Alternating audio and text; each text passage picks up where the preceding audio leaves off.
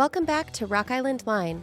I'm your host, Annika O'Melia, and today I'm sitting down with Reverend Jennifer Ohman-Rodriguez. Pastor Jennifer is the leader of St. John's Lutheran Church in Rock Island, and in today's episode we discuss her journey to Rock Island, the tragic loss of her husband and how it deepened her understanding of trauma and grief, and the unique characteristics of how she does church, as I call it, in Rock Island, Illinois. I deeply enjoyed our conversation, and I hope you do too.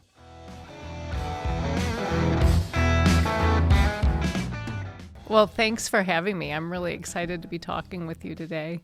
You're a special guest. I feel like I've talked about St. John's Lutheran Church in Rock Island on multiple episodes because I grew up in the church that you lead, and so I'm super excited to have you as a guest. And before we get into St. John's, you know, I'm just so curious about your own story of coming here to Rock Island, how that happened. Mm-hmm. What is your journey to Rock Island? My journey to Rock Island, it's long. We'll begin there. I was actually born in the area. My parents lived in East Moline. My dad worked for John Deere. He was career Deere. So throughout my childhood, I was here a lot. We were in East Moline, and then my dad was transferred to Ottumwa, Iowa, and then transferred back to the area. And so I actually graduated from Moline High School.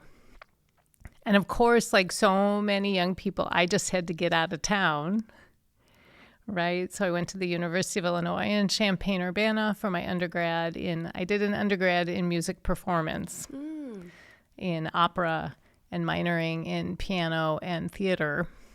And from there, went to New York City to try my hand at having a career in performing. Did okay, waited tables also, started teaching early childhood classes, decided the whole scene wasn't for me, and went back to school and got a master's in early child development. And I did that in Chicago. So a lot of moving around early on. And big cities, so you were in New York City and Chicago. Yes. So when you went to New York, were you trying out for more Broadway plays or more television commercials, a little bit of everything? Like, what did you... Yeah, a little bit of everything. I was still trying to get my foot in the door, and did a few nice things. I never made it to Broadway. I didn't have an agent, and I wasn't actors equity yet. And this is also, so this is the late 80s and early 90s, so the height of the AIDS pandemic. So my friends were getting sick. They were dying. It was a very intense time in New York City. I bet. So from there, I moved to Chicago. I get this master's degree. I meet my first husband at work. At 63rd and Kedzie on the south side of Chicago. I was helping to start a new Head Start program, and he was one of our social workers, clinical social workers that we were sending families to if we were doing a referral. So we fell in love and got married and quickly moved to Madison, Wisconsin. And spent some years in Wisconsin, and then we moved here.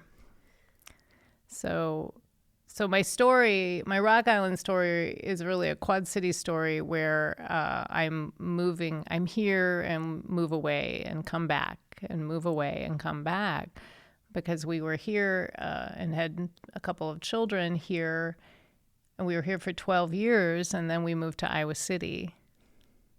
So what year would you have moved back to the Quad Cities after living in Wisconsin? This is about 98, 99 in there. Mm-hmm. We already had one son. And then in 2011 is when we moved to the Iowa City area. And we really moved there because Tony, my late husband, had started a private practice. And he had an office here in Rock Island in the safety building. Right next door. Right next door. And he also had an office in Iowa City, and the Iowa City office was just booming. So we decided to move closer to where he was spending most of his time. And I was there 12 years. And during that time, he died suddenly. So I stayed just to be kind of to ground us a bit. When my youngest son, was still in high school. And so I stayed. I started seminary at that point, about 6 months after he died. And then after I graduated, which would have been during the pandemic, right? I graduated from seminary during the pandemic.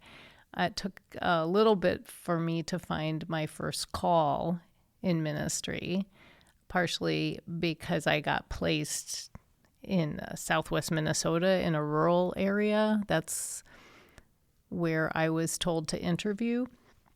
And I didn't read well in rural Minnesota as a confident, well-educated woman. And would you have gone there alone? Because your son Paul would have graduated high school by this point, so your kids are off living their lives and your husband has passed. And so would you, if you take a call, are you going to a community all by yourself and trying to... Well, my story is complex. So my late husband died suddenly and accidentally. Yeah. And that accident impacted all of us because my sons almost died that day also. So our journey post Tony has been a long one. So at the time I graduated, my youngest was at home. I believe at that point he was going to community college online. He never graduated from high school. He was actually expelled for not showing up, which would never happen today because now we have online learning. He just couldn't go to school in his own recovery from trauma. So, and my oldest was just in and out a lot. Yeah. We were very, very centered in checking in with one another in various forms. So maybe it would be helpful to back up a little bit because I hear you saying that you have almost a before and after, that in your family life and you're kind of living life and working and doing the thing that families do, raising children, and your husband dies in a tragic accident and it reshapes your lives, it impacts your children. So if we go back to you two fall in love, you go to Wisconsin, what type of work are the two of you doing? What are you committed to? How are you building this life together? Mm-hmm. Who are you as a couple before you lose him? If you want to talk about that. Absolutely. If you're open to it. So I was when we met, I was starting a Head Start program in a community in Chicago with 100% unemployment. Okay? So this is it. This is really tough stuff. And the community was Latino and Palestinian and Lithuanian. It was just this interesting mix. Tony was a recent MSW, Masters of Social Work. He had passed the first level of certification in Illinois, and he was working on the clinical certification, and he got that when we were first together. So when we moved to when we moved to Madison, he was very interested in working with sexual dysfunction. Now, this is not great topic when you're a young couple and you go to a party and people mm-hmm. ask you what you do. Like we stopped so many dinner parties. We just quieted the room. Because everyone could understand what I was doing. Oh, I was teaching preschool. Isn't that sweet? Even if I was teaching children who had PTSD And this is prior to having an actual diagnosis for young children in PTSD. Yeah. Right? So the services are minimal at this point. But so we moved to Madison because Tony took a job working with paroled sex offenders. Yeah. Tough stuff. Really tough stuff. And he got a certification in that while we were there.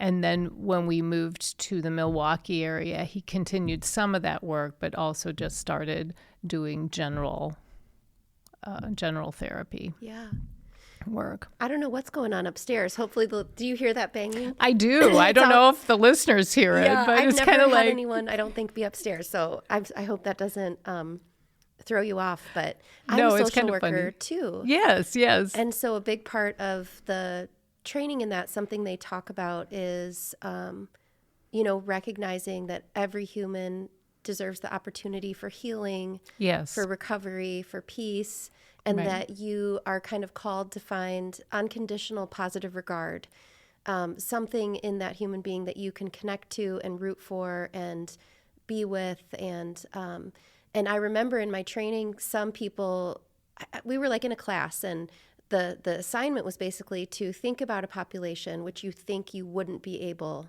to muster that. Wow. And it would always be, well, someone who murdered someone or someone who was a sex offender or Yes. abused children. And so your husband, I mean, the scope of clinicians who are open to working with difficult populations is narrow. And you kind of have to have something in you, which is I can value people and believe in their ability to find peace or to find okayness. Or so was he that kind of a person that ran for the hardest thing, was like, where's the biggest challenge? I'll go there.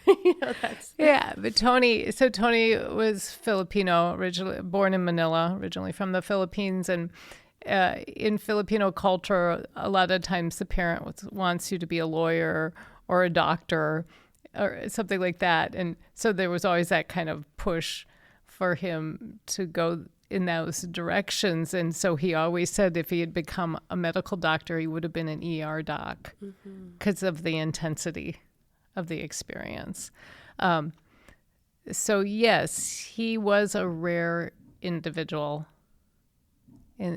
absolutely, in his ability to make anyone feel comfortable in his space, and also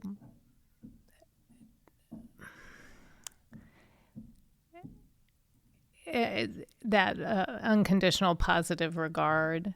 He just exuded it. It was just part of his being. Yeah. So absolutely, a lot of times people say we're all replaceable once we die, but in some ways he's one of those where it's tough, very tough.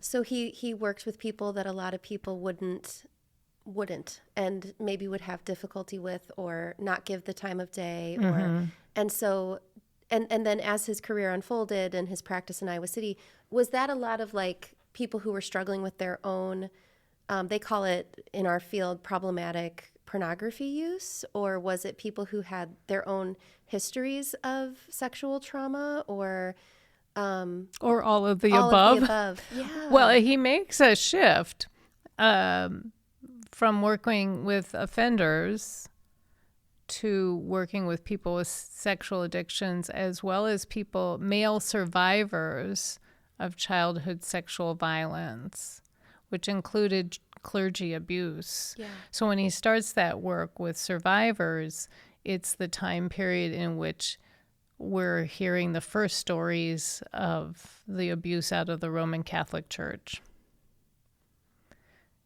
So he was actually in this area working with now men who as boys were sexually abused by mostly priests, sometimes nuns. Did that flow out of did that flow naturally from working with offenders, hearing their stories, understanding what they had experienced, understanding maybe how they came to be offenders, rooted in experiences that they had had? Was it, and then, you know, when you're in therapy, then you kind of are like, oh, well, here I am treating someone that already has this behavior or devastating issue. Right.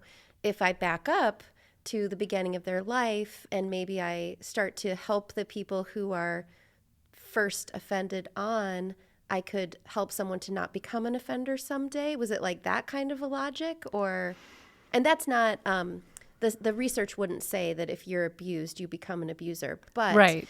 of people who are sexual offenders, a high percentage of them, I believe, have been abused. There's been some sort of trauma. Yes, some sort of trauma. It could be physical abuse. It could Right. be neglect. It could be, yeah. Yeah. So at the point he started working with survivors, he could no longer work with offenders. Okay. Because your office space needs to be safe enough for the survivor. And if there's offenders coming in and out to also get therapy, then no longer is the space safe for a survivor. So he makes a decision. And he actually left therapy for a few years. He went to work for John Deere for a bit, which Did he just need to kind of do, I mean, I feel like as therapists, we get burned out and you absorb a lot of human suffering. And did he just need kind of a break from the field? He was just searching. He was just searching around. He was searching for a little bit more money. He thought we should be in this area because my parents were here and we had a child. I mean, there was just so many things going on in his head. And I just supported him. Mm-hmm. Even I didn't think John Deere was a good fit. It was not a good fit in so many ways, which is beyond the scope of what we're going to talk about today. But it was a blessing when he left. Yeah. For him and for our family, which was the direct opposite of what Deere was for my own childhood and my family of origin. Yeah. So very different experiences. So he leaves therapy for a bit, but when he's coming back, when he knows he's going to go back and be a therapist, and he's he kept up his licenses, but he was making sure everything was in line. He had the Illinois license and he was getting the Iowa. He went to a conference in Minneapolis, and it wasn't for survivors. It was on sexual addictions. And he came home, and it's late at night when he gets at home. The kids are asleep, and we're in our bedroom, and he lays down on the bed, and he starts crying, and he says, I have to do this work. Mm. And I just looked at him, and I said, I don't have a choice but to say yes to this. I don't understand it. Yeah. It's another thing, it's going to be hard to explain to anyone we meet. I don't want to tell anyone what you do, but, I said yes. And from there, he's just started his own practice, but doing both the work with survivors and then people with sexual addictions. And this whole time, are you still kind of doing work with kiddos and in every location you go to? Are you kind of continuing the same work? Are you mostly hanging out with your own children and raising them? What is going on for you during this period? Yeah, I started consulting in early childhood is what I did once we had our first child. And I piloted a number of new programs. And oftentimes I was in the creative process with that new program.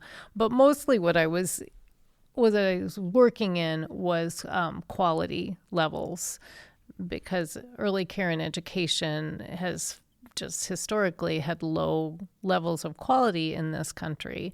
So at this point, I was doing a lot of I would go into centers and I would assess their quality levels, and then I would work with them to raise that level. What is early childhood education? Is that like prior to kindergarten? Yeah. Like 3-4-year-old, or could it be birth to 5? Or how do you kind of quantify early childhood education? Birth to 8, age 8. Birth to 8, okay. Yeah. Do you think universal preschool would be a game changer for our country? Do you think programs like that kind of encourage some sort of universal pre-K. Do you think they're impactful? Yes. The longitudinal studies on that, you can't mess with them. We've had longitudinal studies for a long time now, and all say that this is impactful, that this is a good thing, that this helps to solve a lot of problems that happen later on, and that over the lifetime, people do better. Yeah, almost like your brain is still forming and plastic and moldable, and so the earlier interventions occur, the more long-lasting they are.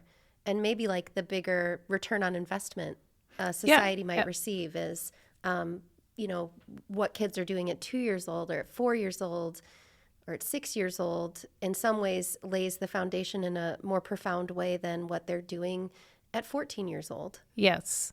And I'm out of it now. I'm out of the field. I don't read the research like I used to, but overall, yes, I'd like to see us continue, the states that are doing it to continue, and other states to bring it in.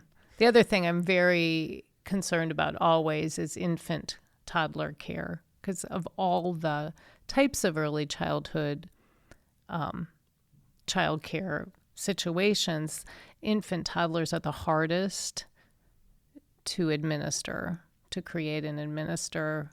It's hardest to keep staff. Yeah. And the turnover of staff is when we talk about attachment, which we could, but when we talk about attachment from child to primary caregivers, then that turnover of people in child care staff, that's really could be very detrimental for many children.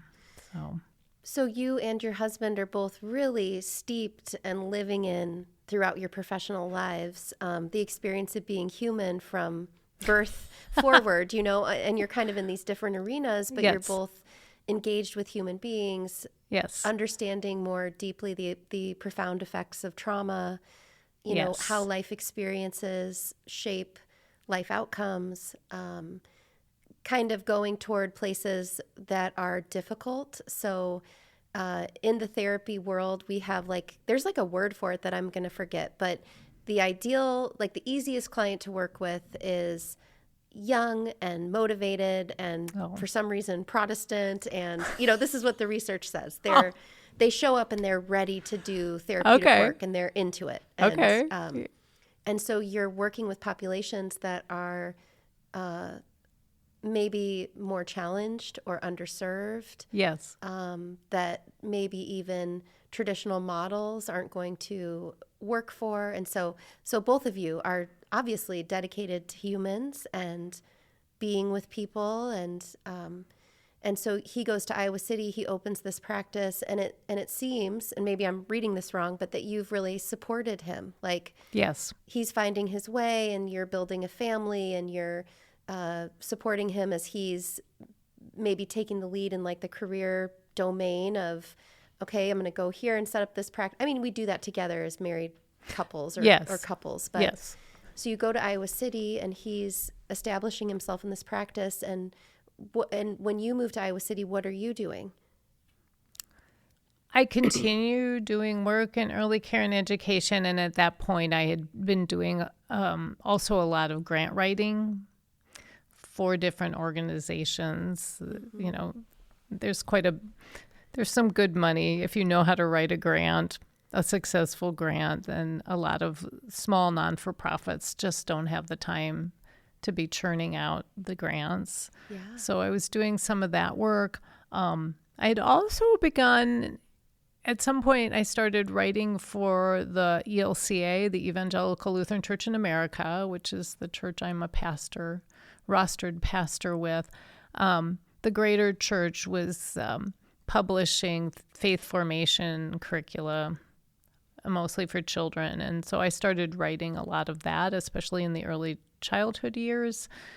So I did a lot of that. So I was working from home before people worked from home. Mm-hmm. I had a home office, I had a whole setup, and just running my own little shingle, right? My own little thing that I could, if one of my kids was sick, I could still be home. they did learn early on. They had to entertain themselves while I was trying to make deadline, and they always got sick when I had a deadline. That was the big joke in the house. So when we moved to Iowa City, I continued this work. I also just started doing a lot of my own writing. We were financially in a place where I could take some time each week, and instead of the time being billable hours, I could take some of my own time and work on my own writing skills. Had you always enjoyed writing? I mean, woven into your work in early childhood education, it seems like is some sort of artistry or sharing stories. You know, actors and singers and performers are also communicating something to an audience, and pastors do that. So kind of understanding people, telling stories, you know, providing maybe education. Was that always a piece of your life, the writing part?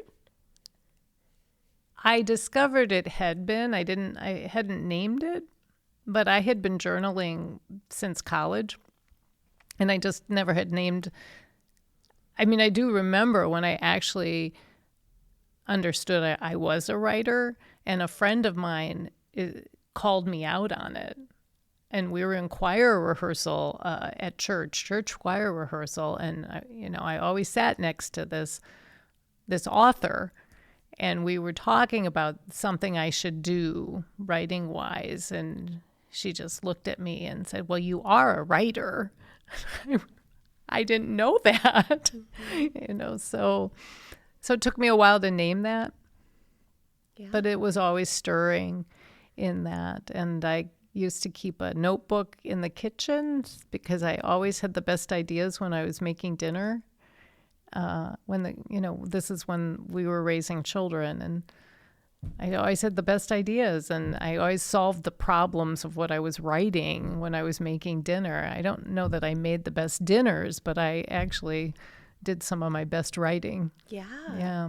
I found that too. I've had bursts of creativity when my hands are kind of tied behind my back. Mm-hmm. And I don't know if it's a feature of like when you're doing the daily tasks of life and you can't sit down, and it's like all the stuff comes to you because you're kind of doing something like doing dishes or taking care of babies, or it's like I'm changing a diaper and I have this really great idea, but I'm kind of at a place where I'm limited in executing it, or, Right. And I had all this set up, I had the notepad in the kitchen, and in my car, I had Tony bought me a pen that recorded, because this is before cell phones. Cool. And so I could pick up the pen and record my idea.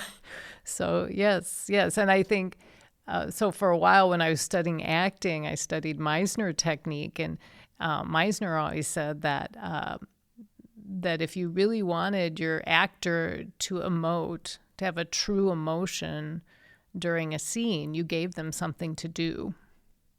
That makes sense. Yeah. So, you had them stirring a pot of something, or cleaning up, or vacuuming, or whatever. So I like that. That makes a lot of sense. Yeah. Yeah. And, maybe once we talk about the work of the church, that would tie in this bit of action versus thought, or, thinking versus doing, or, that's interesting. Yeah. But, so it sounds like mutually supportive of one another, and the things that were interesting to you, the dreams that you both had about, what was life going to look like. Mm-hmm. And are you comfortable talking about his accident? What happened? This is always a dicey question for me. Edit this. So any part you don't want to talk about, I edit it out. So it's a dicey question because I wrote a whole book on it. It's out there. My story is out there, and that still doesn't make it ever easy for me to talk about. Yeah.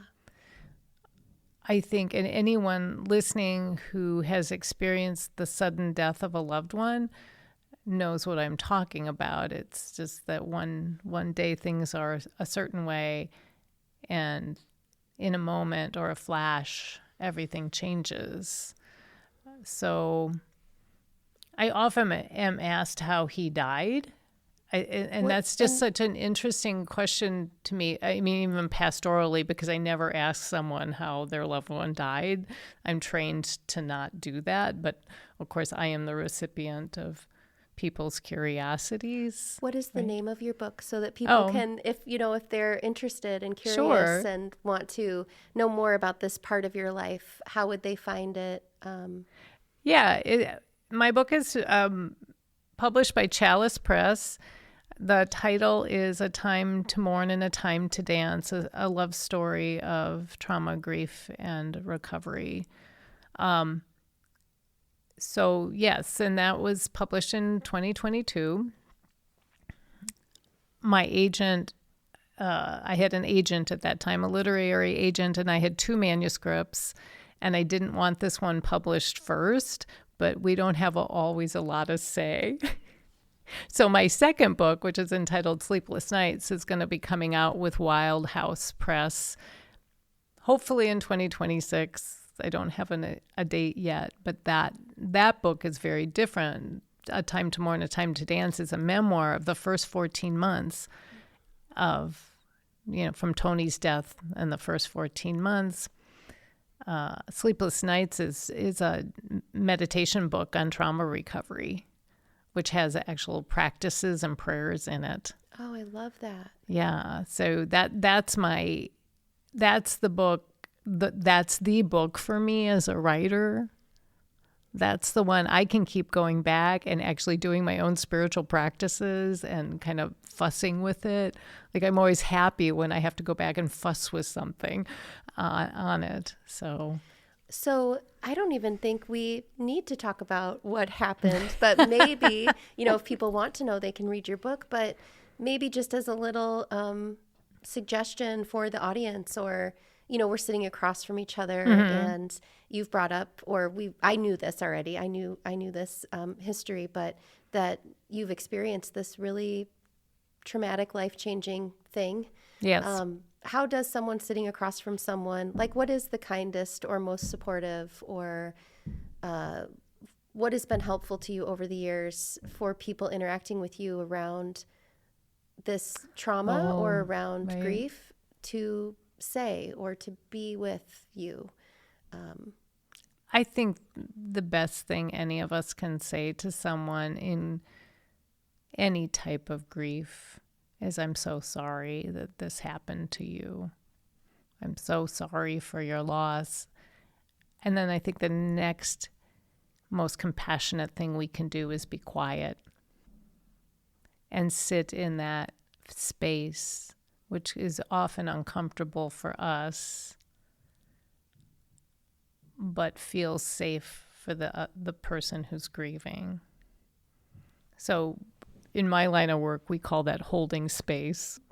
You maybe have a similar term for it, but that holding space. Yeah. Yeah. And so maybe in that way, it's acknowledging, my empathy for something you've experienced that is beyond description, really. Yes. And then in the quiet, allowing the person to take that wherever they want to. Yes. Sometimes in grief or loss, or what happens is this thing where the listener can inadvertently, make it about their own curiosity or their own experience or their own grief or their own discomfort. Yeah, that comes up a lot. Yeah. Yeah. Yeah. And so to say, I'm so sorry that happened to you. And then to just be for a little bit. Yes. Yeah. Absolutely. Absolutely. Because I'm not alone. Something awful happened to my sons and I, but we're not alone. We joined a club. We joined a group of people, right? Where what happens is unspeakable. Or words just aren't enough. Because words are always an abstraction. Mm-hmm. And so in that abstraction, we can never fully capture any of it.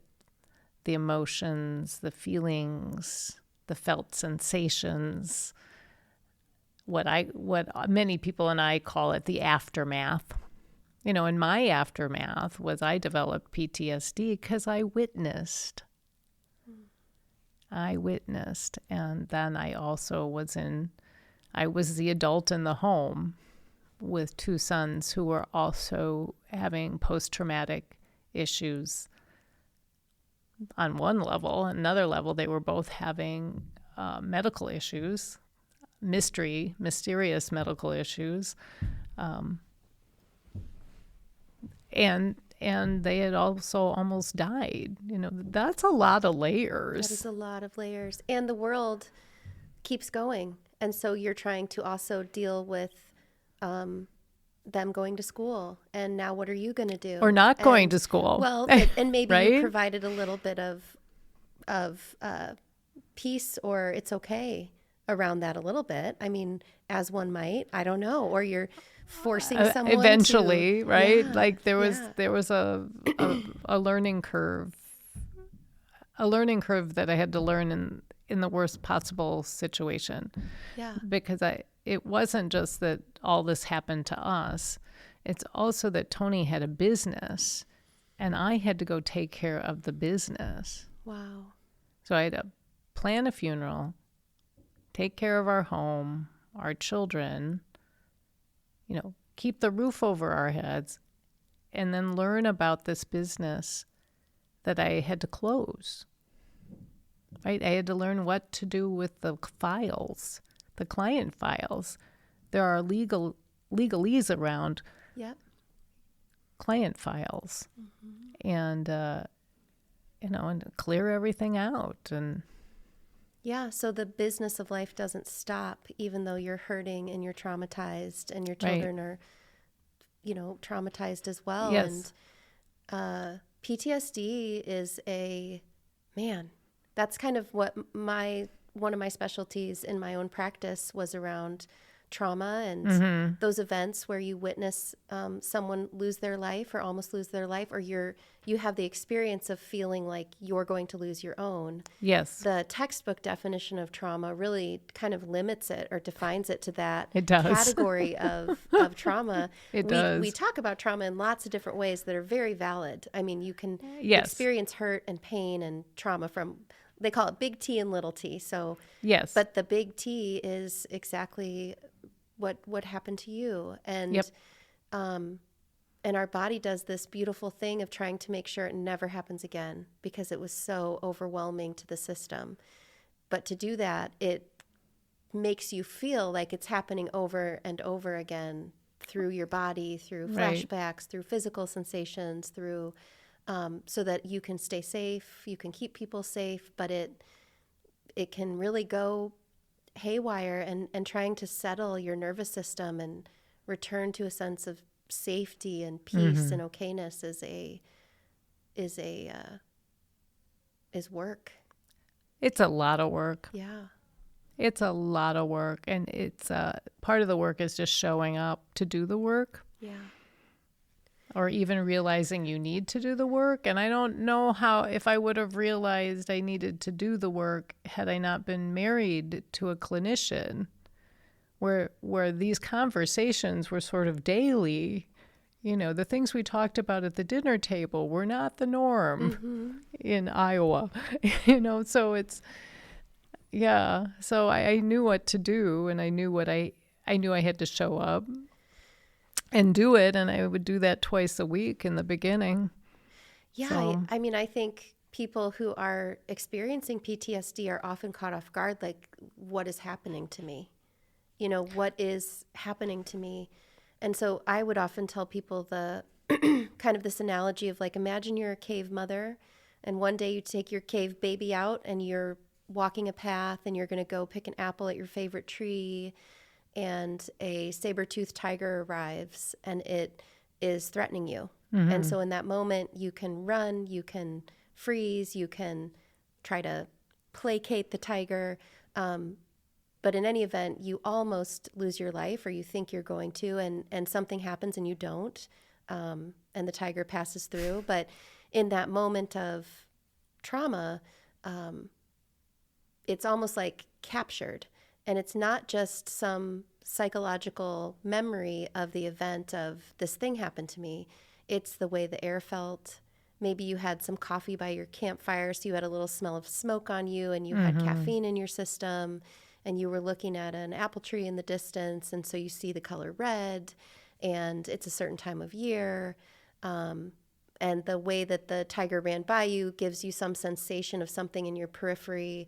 And so your body does this thing where it stores all of that together and it keeps it way up here. And it doesn't go back into like memory because it's so important.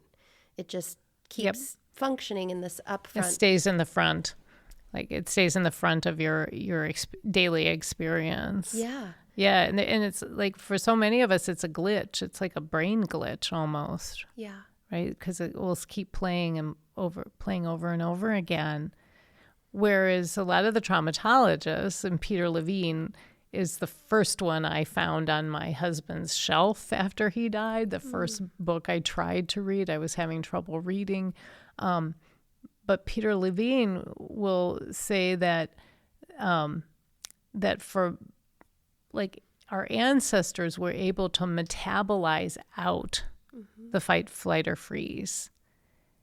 And we're not. We're not as good at it because we go right to our frontal lobe and to our thinking brain, and we try to think this out. Yeah.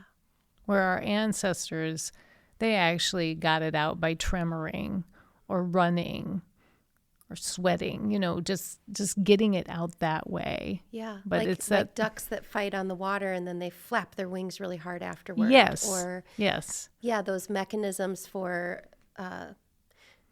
releasing. Yeah. Yes, we're not so good at releasing. And I wasn't. Yeah. I don't know what's going on upstairs. It's very odd. They're just like banging on the floor. But No, maybe they don't like what we're talking about. I don't know. Yeah. Yeah. Stop talking. I probably kind of got into the field too because I had a little bit of trauma in my college years. And so and had a really hard time afterward because you almost feel hijacked by your own body. Yes. And I think to your point, it's hard to recover because you go right back into all the other stressors of life that, stress is a word in PTSD, post-traumatic stress disorder, but stress is cumulative. And so then you go into like layers of stress. And another interesting thing about trauma is it's both the incident that happens and the responses you get in the time. Yes. So if someone goes through a natural disaster and people show up and it can help mitigate trauma by having people show up in the aftermath, reinforcing that you are safe, you are loved, you are going to be taken making the care human of. connection. The human connection is part of what regulates our systems. Yes. Yeah. So many people read The Body Keeps the Score by Bessel van der Kolk, and it's an excellent book. I always recommend that people look at Peter Levine's work. Yeah. And Peter Levine has a lot of videos online that you can just do some of his exercises with because he's the feeling guy. Like he's the one with the felt sensations and talking about that. Your left shoulder hurts and has hurt since this traumatic experience. And he'll want to explore that stored pain in your shoulder that might be related to the traumatic experience. Yeah. And I just find him very accessible and calm. Like you sort of just want to. And it kind of starts to make you understand, why is my body reacting this way? Why, what is happening to me? And often the strategies for trauma recovery are a little bit different because just talking about it sometimes is not even helpful. So there's it can be it can be detrimental to talk about it, which is why I stalled when that came up about what happened here in this podcast. I always take a moment to think, do I want to tell the story or not? That's my choice, right? What happened to me and my children was not our choice. But for me to share the story is always my choice. And I think that's what, getting back to how people can be with people who've gone through something, it's always remembering that they have the choice to tell you anything or not. That it's not about your curiosity or your question or what you think you need to know. It's about their choice. Because in trauma, our choice was taken away from us. Yeah, and there's like these core little themes usually in trauma of either safety, power, or responsibility. So sometimes our trauma can make us feel like I'm powerless. You know, something happened and I had no control. And so part of feeling safe in the world, again, might be feeling more of a sense of choice. And for some people, it's I'm not safe. And so what's feeling more of a sense of safety, or sometimes people feel like it was my fault. It's my job. It's my responsibility. Right. And so feeling a sense of I'm not alone, or I'm only a piece of things, you know, there's always there. But those are three of the main themes around trauma. I'm not safe. It's my fault. And I have no power. Well, and I experienced all three. And I think that's typical also. I had gone to St. John's my whole life. And then we did like a brief stint at a church in Mourn. But when I first met you and, you know, saw how you ran church, and I was really struck by your connection to people's, like, the body. So I'd never been in a church where someone invited everyone to take a breath and to notice their body and to kind of incorporate this mind, body, spirit connection. And, you know, the way you do church, what is the word? Like the way you, what is that called? Lead worship? Lead worship, okay. Yes. The way you lead worship. But I like do church. Yeah. I like that one. But the way you lead worship seems to incorporate that you obviously have a deeper understanding of pain or suffering, or how things are kept in the body, or if we're just running up here in survival mode and trying to ignore what's going on below the surface, that touching base with, you know, let's connect those two really quick. Like, I'd never been in a church where somebody did that. So, you know, my mom convinced me to come because I'm a bad churchgoer. But she's like, oh, you got to come to church. You're going to love Pastor Jennifer. And I did. I was like, wow. And so did some of that come out of this tragedy? Like, you Absolutely. wrote a book about trauma. Yes. You started to learn about this because you probably had to survive. Yeah. How has that shaped the way you are with people? Like, do you think you're different today than you were prior to this? Yes. And this is a hard place to go, I think, for people maybe to hear, but we are forever changed when big things happen. We are changed. And I never wanted to accept that initially, that things were never going to be quite the same and that I was never going to be quite the same. But in my healing process, what I have learned is I have done so much work that I almost feel like I'm more of myself now than I was before Tony died. I don't want to ever say to anyone, that's how you learn to be fully yourself. Nor did I deserve, or my children deserve, something awful to happen so that we could have this wisdom or this knowledge. And I'm going to accept it as a gift. Absolutely as a gift. And it's a gift that Tony would want me to have and would want our sons to have. So it's a little tricky thing, but yes, so how I minister, how I pastor, how I lead is very influenced by all this healing work. So Tony died 9 years ago. So I've almost got a decade in doing trauma recovery work. So just for the listeners to know, I no longer have PTSD symptoms. I have not had symptoms for a long time. Occasionally stuff comes up. Mm-hmm. It's never as intense. The duration is never as long. And that's the healing work. But we all have anniversary issues.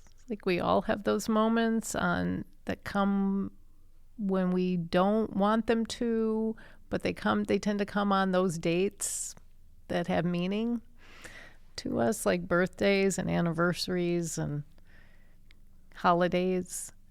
But the beauty of healing work is that they're never intense. They never last as long. My therapist will say it's like you dip into the pocket and then you come out of the pocket.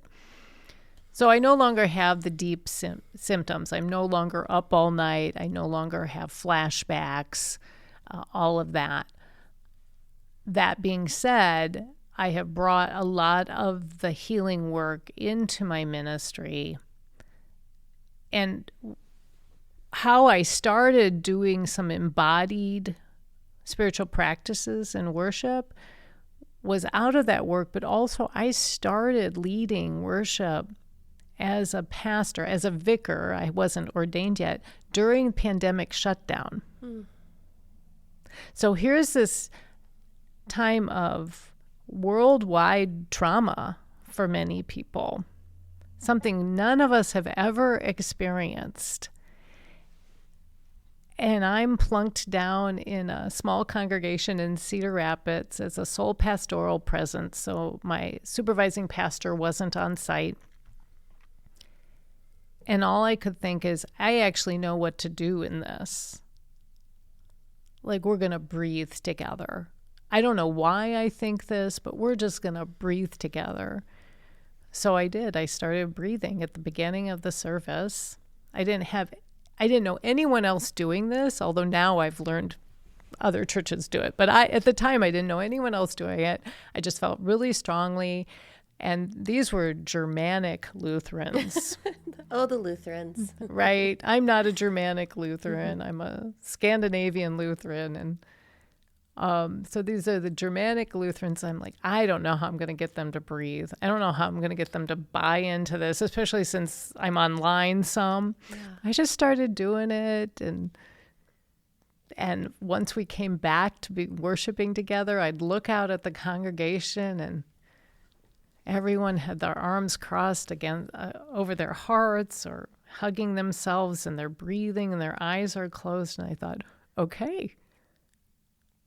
You don't know that you need that. You don't walk around the world even recognizing. One of the funniest things I've ever seen is my dad and I went on a whitewater canoe trip in Canada. Just the two of us did a whitewater kayak, actually. Yeah. And when we were getting ready, we had to learn how to roll ourselves over and pop back up.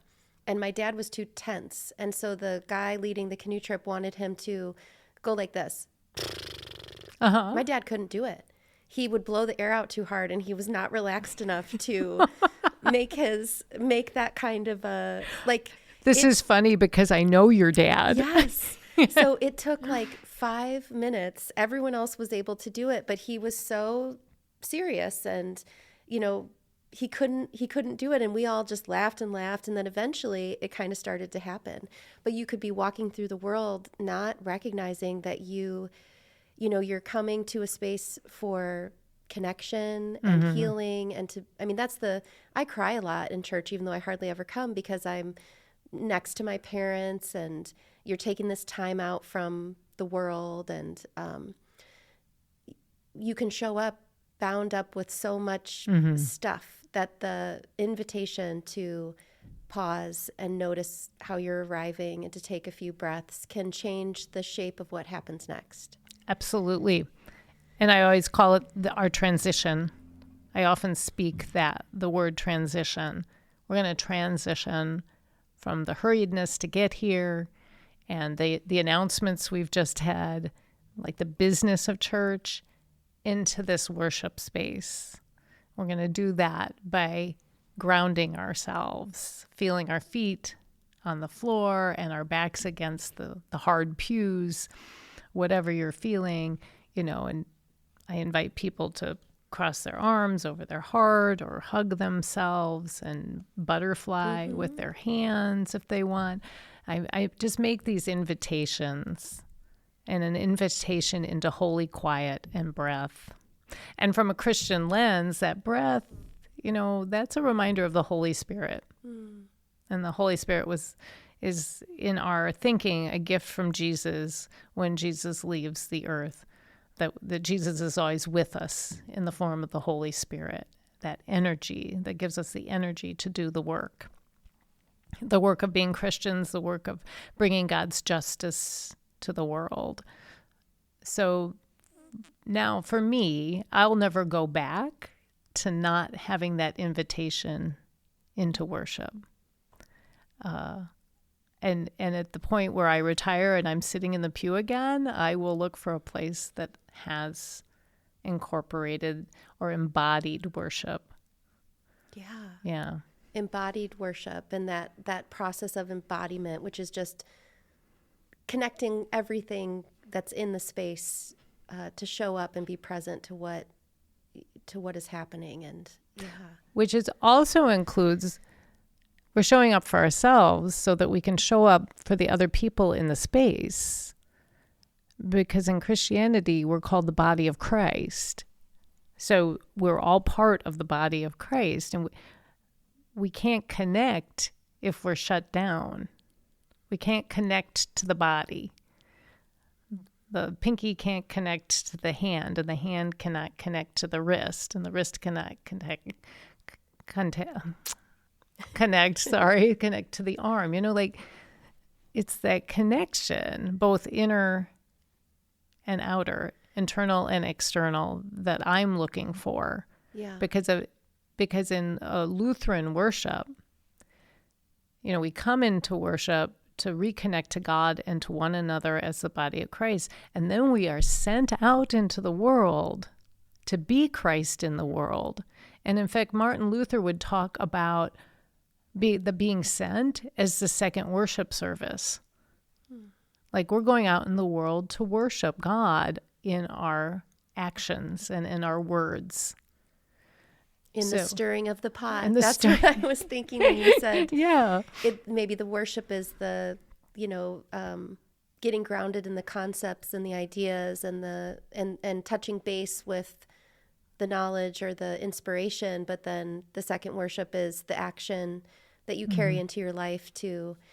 And I do feel like that piece of it is perhaps why some people have fallen away from Christianity, because sometimes it can feel hard to see the action. But then I think about St. John's and I feel like there's so much action there. Yeah, we have so much action. I told the leadership and the staff recently that we couldn't start any new program for a bit. Like I had to catch my breath, and they did too. But when we talk about Christianity, especially in this country, there are so many versions of Christianity. And so what we are practicing at St. John's Lutheran here in Rock Island is very different than some of our neighboring churches. What more can you say about that? Like if someone wanted to get an understanding of St. John's and how do you describe that to people? Or well, our tagline is a place for all people, that we're really going beyond just welcoming people in. We're saying you can come as you are. Like there's nothing wrong with you. When you come in our doors, we're not going to try to fix you. We're not going to try to make you believe our belief system. You're just going to come in and we're going to say, hello, would you like a donut? Mm-hmm. Tell me about yourself. Those types of things. We're not looking to convert. We're not looking to save you in that sense. We're welcoming you because you are made in the image of God, because we believe everyone was made in the image of God. So that's very different than Christian congregations and denominations that want to save you or me. They even want to save me, like it's not okay that I'm a woman pastor for many denominations. And it's certainly not okay that I'm saying that, we're doing God's justice. And that's part of being an apostle or a disciple. So that's one way to look at what we're doing that's different. I feel like you're also very situated in your neighborhood, that you want to be available for the community where St. John's just happens to be located. Yep. But to be kind of, you're not like recruiting. I don't know if churches recruit. They sure do, but we don't. You're saying like we are your neighborhood. We are a neighborhood place yes. to worship and to find connection to God. And we're here and come in, and you do a lot in the neighborhood around food security. And like, what kind of programs do you guys operate? I mean, I kind of know because my mom volunteers for some, but... Well, we do a lot of different things and for a lot of different reasons. So since I've been at St. John's, which is almost 3 years now, I have been focused on the 1 mile radius around us. So we're in Keystone neighborhood of Rock Island, and we border Floreciente, Moline. So I ask a lot of questions about the neighborhood, socioeconomic levels, job security levels, home ownership, all those demographic data, and that's easy to find. Mm-hmm. So we've learned a lot about where we are, and a lot of longtime members could have told me that, but also we just needed to see the statistics also. And from the get-go, I started walking the neighborhood a lot. I take walks almost every day, so it was great. I call them walk and praise. I invite people to go with me. I don't get a lot of takers on that, but I'll walk and I'll pray, and I want to notice. I want to know something more that the data doesn't tell me. So what I know is that we're situated in these neighborhoods where people care about their homes.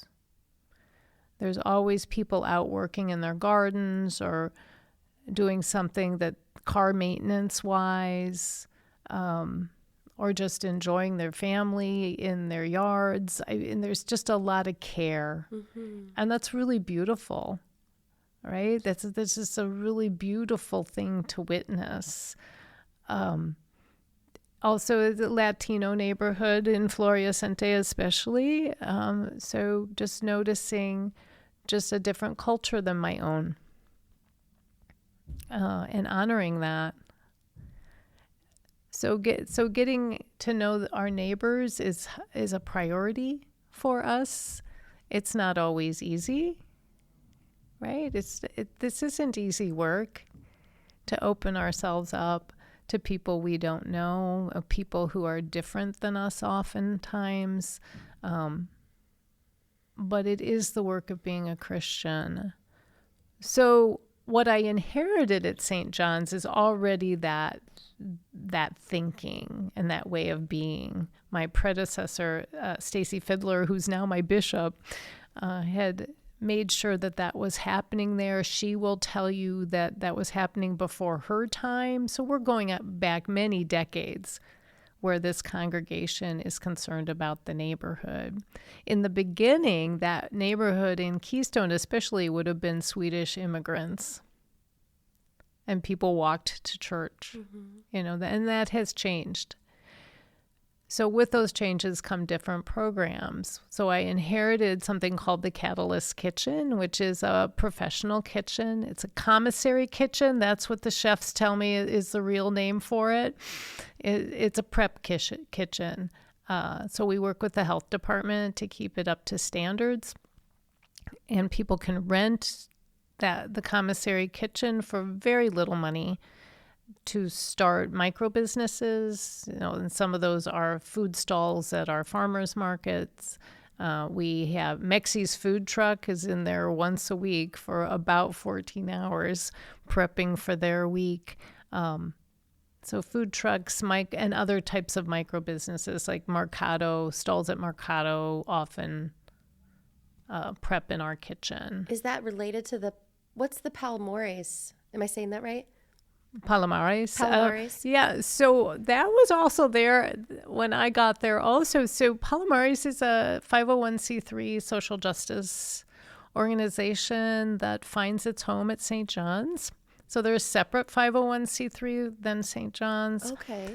And out of Palomares, they run a number of programs. There's a legal aid program out of Palomares. They oversee the Catalyst Kitchen. They are part of, and they fund our Sunday night free community meal. The funding stream comes through Palomares at this point. They have English as a second language classes, community garden.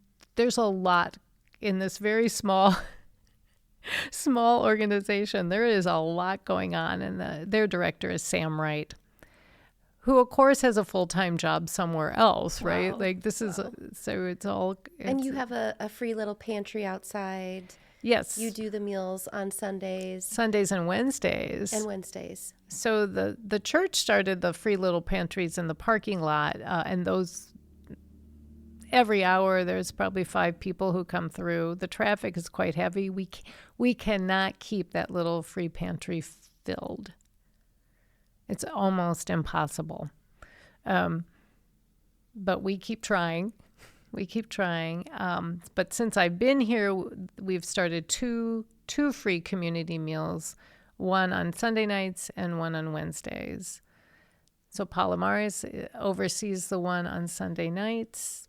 And that free community meal runs from 4 to 5:30 every Sunday night. There's a pop-up food pantry of fresh produce during the growing season that night. And there's also seasonal clothing that people can take. Also, the bathrooms are outfitted with personal items for people who need them. And St. John's started a second worship service during that same time. We meet kind of in the next room from the fellowship hall where the meal is. We actually meet in the lower narthex if you want to get churchy. It's the gathering space that you're in before you go into the sanctuary. But we meet there. We meet in a circle. It's a flattened hierarchy worship service. So everyone participates in leading. I don't speak a lot at all. And when we get to what in most services would be the sermon, we read the gospel lesson and then we talk about it. And that talk could be what we don't like about it, what we don't understand, what we think it's saying, what pisses us off. I mean, we just go there. And so that worship service is great for people who have had church hurt. Because first of all, so church hurt happens because of a hierarchy. And sometimes that hierarchy involves a vicious God. But we've taken that, we don't have a vicious God at St. John's. We believe God is love, period. And we're just trying to unpack what love is all the time because love is complicated and a lot of stuff gets in the way of love. Yeah. But that table grace worship is that what we call that service on Sunday evenings. And yeah, I've just seen people find their voice, their leadership voice, their worship leadership voice in that worship service. Very fluid. Never know who's going to be there. Wow. We worship with unsheltered people on a regular basis, and that's just very transient. People come and go, but people come back. But it's a lovely, lovely hour of the week for me. Is St. John's typical? Are these the normal things are you guys kind of doing different types of things? I know there's probably a group of churches around the Quad Cities who, but it's pretty cool. I would say we're on the cutting edge. So table grace worship is considered what the church term is a fresh expression of worship. So it's different than liturgical worship or the Mass, what maybe most people grew up with, what you grew up with. Our Sunday mornings are more like that, but Sunday evenings are not. And then, of course, on Wednesday evenings when we have our second meal, that meal comes after a prayer service, which is lay-led. I don't even go to it most weeks. And it's just prayer and quiet and some discussion when things come up. That evening also has crafts for multi-generational people, and also chair yoga we offer that night. And then another free meal. And that's just a St. John's ministry. Palomares is not involved in that one. How Jesus lived, would Jesus have been like in a robe, separated from his congregation, kind of preaching to them in that way? Or would he have been more in a circle, sitting around with people? Like, I'm kind of a dum-dum about this stuff. No, this is such a great question. Was there hierarchy in the way that Jesus preached and taught? I would like to think not, because of just my reading of the stories. So, like in the Beatitudes, Sermon on the Mount, Jesus goes up the mountain and he sits down. And that gesture of sitting down while everyone's listening to him teach is wild to me. And I do know that teachers in the synagogue during that time would sit down. But just that, when you think about what that looks like, Jesus sitting and everyone else standing around, like he's lower than them. Yeah. Right? So the first time I preached that text at St. John's, I sat down and I read it. What was that like for the people was everyone like, oh, it's like standing backwards in an elevator? Like, was everyone like, what's happening? Well, people cried. Oh. They cried. I was tearful because I was sitting on the floor and people are sitting in their pews. So I'm still quite a bit lower than they are. But that action, that one of saying, I am with you. I am not higher than you just because I'm an ordained pastor. I do have some authority, right? Like I run St. John's. That's one of my jobs. It's part of my job. But as a human being and as a fellow Christian, no, I'm just another human trying to figure it out. I don't have all the answers. I certainly don't have all the answers in terms of what it means to be a follower of Jesus. And I've had my own church hurt, and I left the church early on when I was in New York, especially. I did, I bet if you were watching your, friends, gay friends probably die and wondering where their comfort would come from and how did God feel about, and maybe is a part of St. John's has a long tradition of being gender affirming and. Yes, absolutely. Yeah. That is so ingrained in us. I think sometimes we forget it. I mean, for a long time. Yeah, 2005 is when we became a Reconciling in Christ community, which is sort of like a certification that you're open and affirming and continue to work on being open and affirming. So that's a long time that we've been doing that. So this model of, if we imagine what Jesus would have been like if he was hanging out in Rock Island, in its modern day, he probably wouldn't be putting a lot of barriers between himself and the people that he was wanting to be in community with. No. And maybe would have deconstructed hierarchies. Like, did he dress different than everyone else or have like better stuff or, Well, he and his followers, they're, especially the 12 young men, they're young, they're poor. So they're part of the peasantry. They're part of, the Roman Empire was an empire and it was powering over the peasantry. So they're down. That when in the Lord's Prayer where we say, give us today our daily bread. I mean, they were like worried about their daily bread every day. Yeah. So we have all this homeless stuff going on, and yeah. I'm so riled up about it. Like, the part that I feel frustrated with myself is I can get shut down. You know, I can feel myself shut down in my own frustration. Or I went into doing this podcast being like, I'm just going to talk to everyone. It's going to be great. And I'm going to feel so connected. And then you're like, wait a second, I disagree with people. And, you know, that conflict comes up where, like you said, it's messy. It's and so messy. I want to have this like open heart toward everyone. And I just have felt the last couple days since they passed the ordinance, which churches are exempt from. So you don't have to do anything special to feed people or have a pantry or. But I'm not sure we would have listened to them anyway if it did affect us. But yeah. How can you stop humans from loving humans? But I can feel myself feel shut down or hardened. Like, you know, I feel a deep sense of we have to take care of people. And the most powerful way we can do that is to eventually hopefully get to a place with policies and where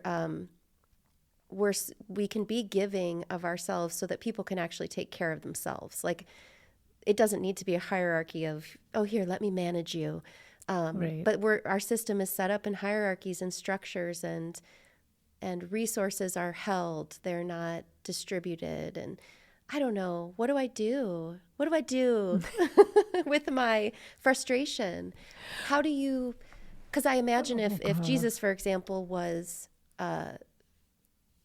poor himself and doing a lot of speaking and being with people outside of the hierarchy. Like, I think, didn't he say, like, yeah, pay your taxes as not to offend, but he really wasn't interested in money and power and, you know, so as you're working in systems where money and power and privilege are very influential over others' lives, like, how are you supposed to, I don't know, I just struggle with, like, what attitude do you take? What approach do you take as you're fighting for a more just world? Or I don't know. You know, we do what we can. So I think it was Marcus Borg, who's a wild Lutheran theologian who has now passed, but I think he used to say we all need to just be part of the rainbow because we cannot humanly and individually solve all these issues. But what does it mean to be part of the rainbow, part of hope? And that's how I think about what we do at St. John's. I actually said to the congregation last week, what we're doing here with feeding people isn't changing the system of why people are hungry in the first place. I would love to be a part of that. I don't think we're set up to do that right now. I don't know about the future, but right now we're not. So right now we're a Band-Aid, but I've come to understand that we need Band-Aids.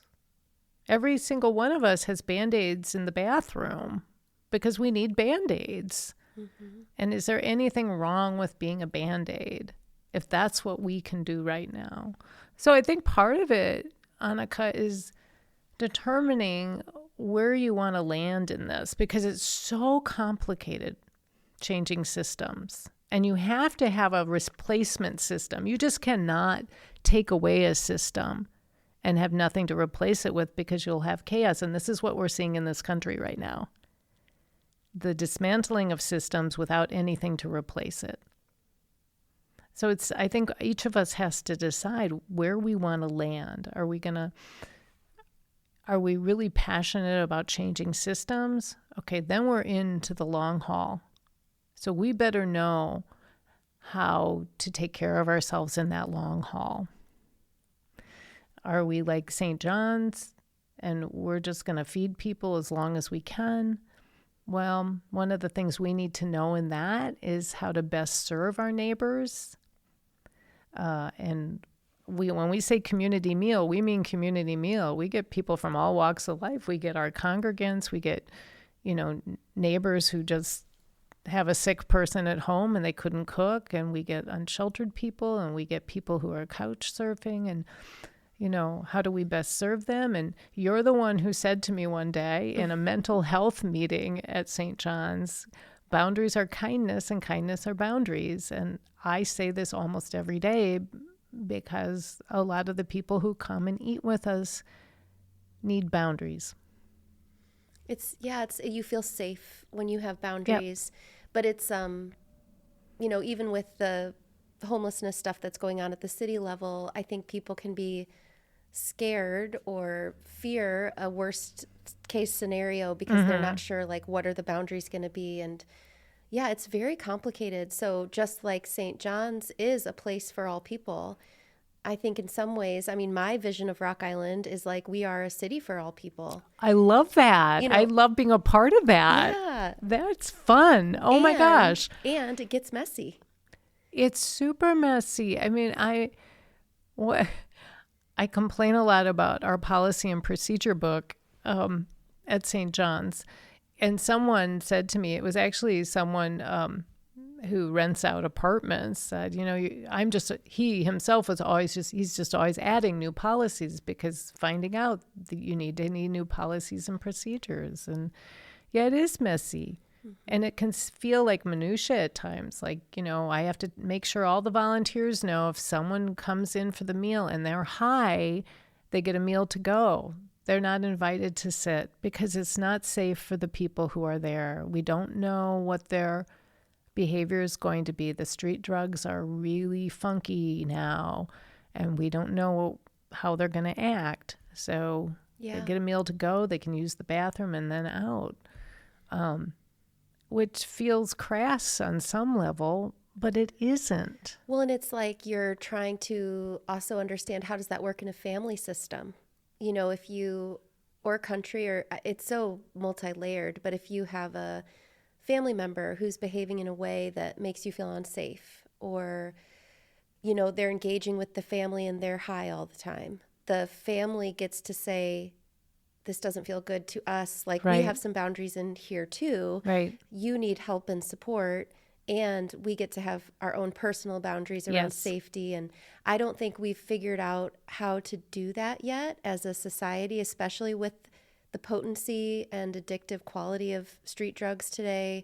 It's really, really challenging. Yes. And I think what Rock Island is struggling with right now is like, we don't know how to handle this. It's overwhelming people for a variety of reasons. We're going to try to limit it or control it. But exactly what you said, without a plan to care for, and who cares for? Because, it's so messy and complicated. But I'm kind of on this side where I'm like, we just got to help people and love people. And I'm on your side. And what I know stops us is that overwhelm. Mm-hmm. And that is the beginning of freeze. That is a trauma response. So systems are having trauma responses to this issue of unsheltered in Rock Island.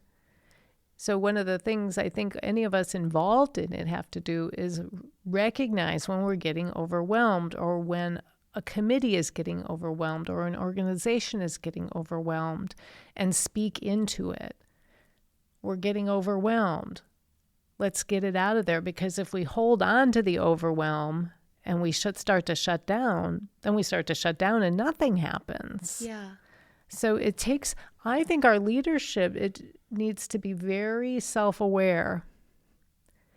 Because yes, this is messy. It's much more complicated on the street than it was 20 years ago. And it was bad then. Do we have the capacity as human beings to deal with this? I'm going to say yes. That's me being hopeful. That's me living in hope that there is nothing that is happening in the world that cannot be shifted. Nothing bad. I'm going to qualify that. They can't be shifted toward goodness. And I just think, just personally, I just want to be part of goodness. And I just have landed in this wild town. So I've lived in East Moline, Moline, and Davenport. I feel like I'm moving through the cities here in the Quad Cities. This is my first time in Rock Island, and just discovering this fascinating community here with a long history of taking care of neighbors. So these recent decisions, right, to me speak into being overwhelmed, to being scared, not knowing what to do, which is a helplessness, right? And I just think, no, let's that then we're getting sucked into the evil of this, because it is evil. And I'm not talking about devil and Satan evil. I'm just human evil happening here. Because, there's something wrong with somebody trying a street drug that can kill them instantly. That's just wrong. Rock Island and its people cannot change that overnight, because that's a huge system. Yeah. That's a multinational system, international system. The question is, what can we do? And what can we do well? Because we don't need to do everything. We can't.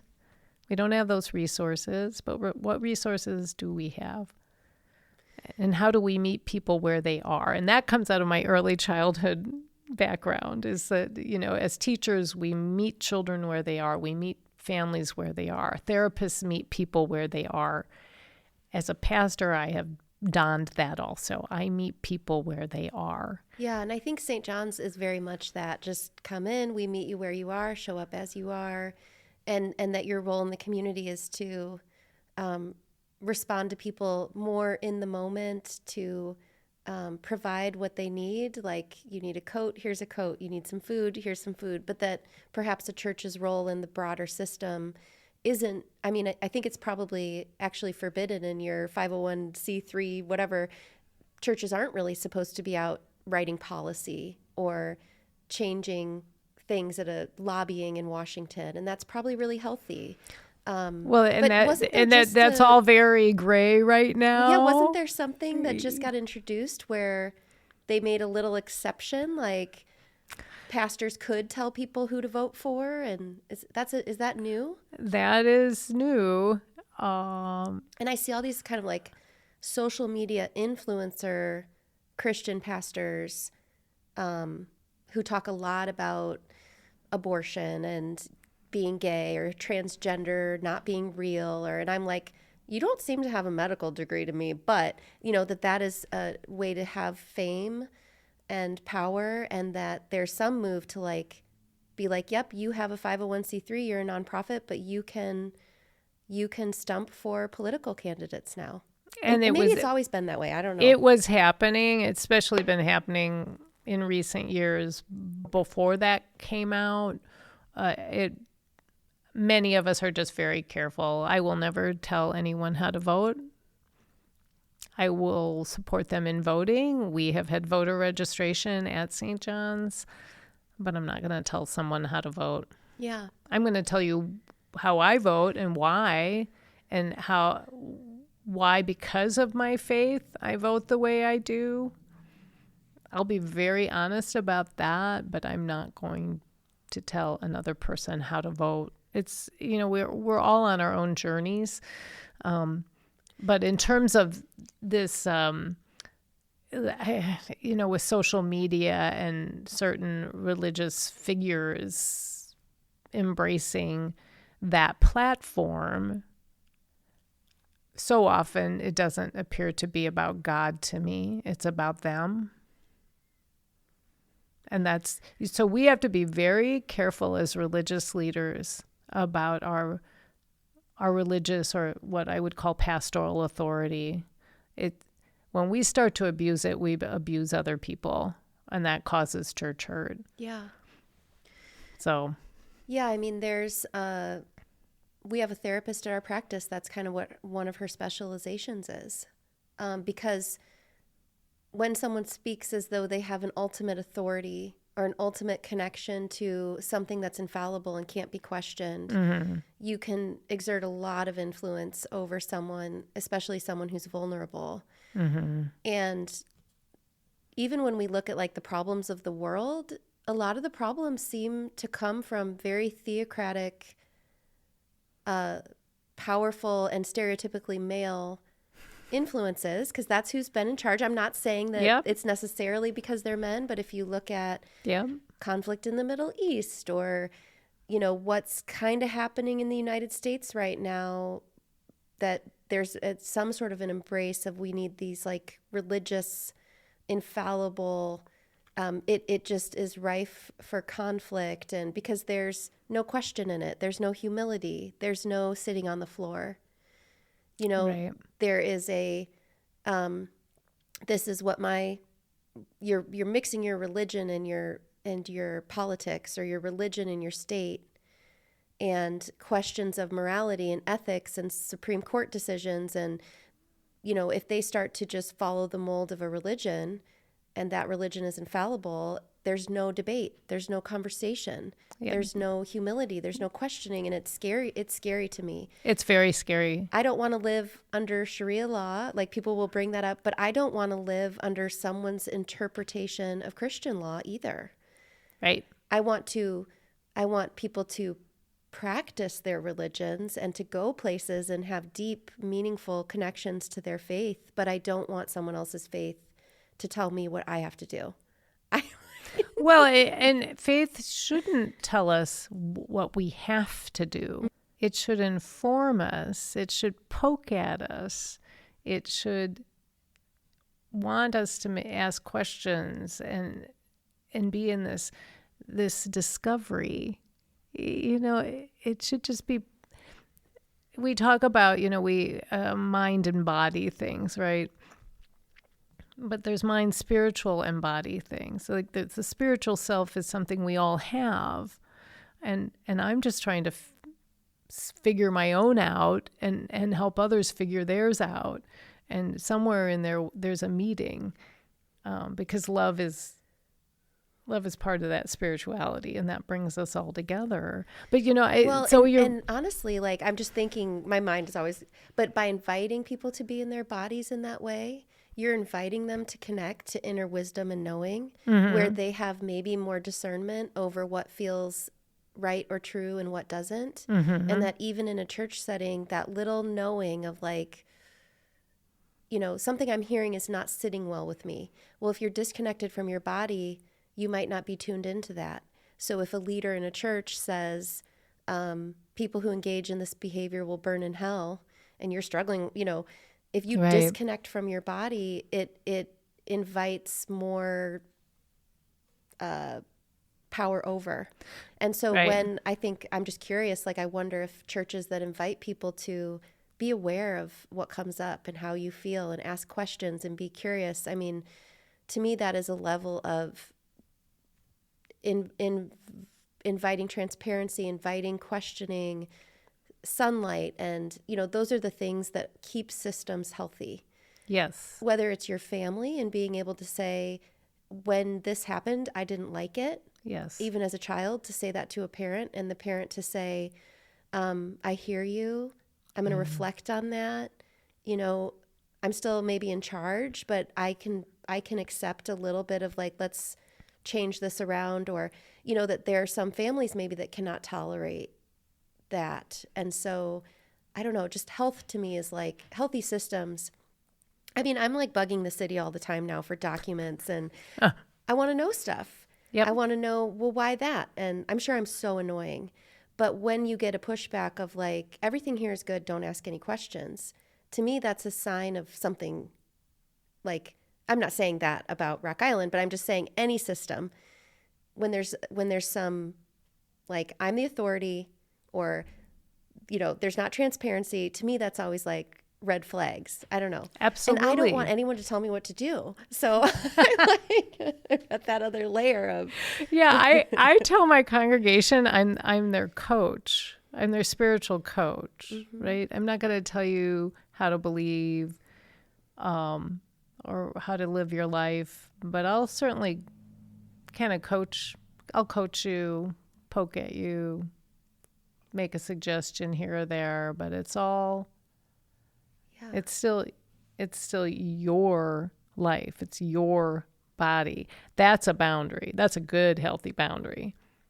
But, I want to go back to something else we were talking about, because what was coming up for me was this, entitlement. Systems that feel entitled, whether they're a church system, a government system, a family system. And I was preaching last week on the difference between entitlement and gratitude. Like, they're opposites.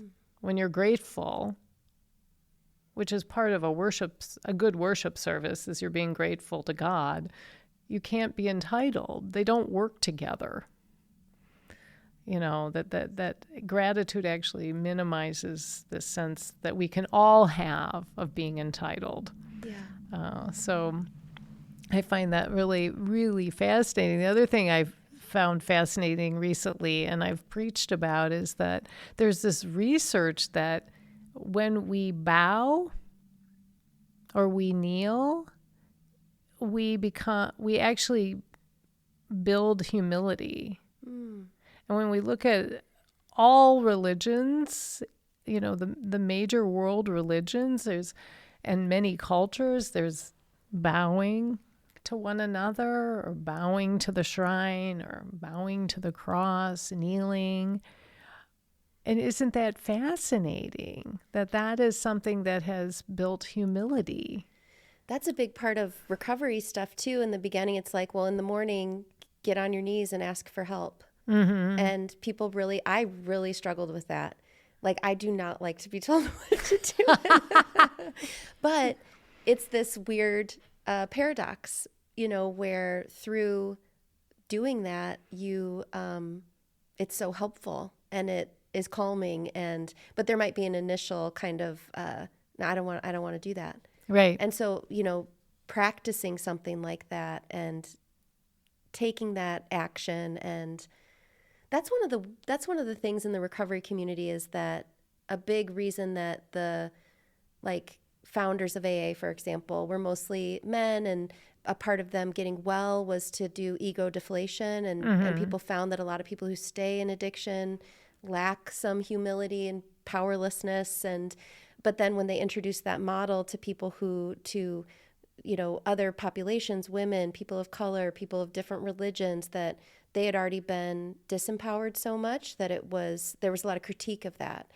Oh, however, wow. I've kind of come around, through my own experience, to say that exactly what you're talking about for any human being is still somehow nourishing. Yes. Even when you've been hurt, or, yes. When someone has dominated you or oppressed you, that there's this thing, this counter to that, which is, I won't kneel to anyone, However, if you have a loving relationship with God or a higher power, or that is a benevolent force or a source of strength, that bowing, and I totally get what you're saying. And I think I probably feel the same way.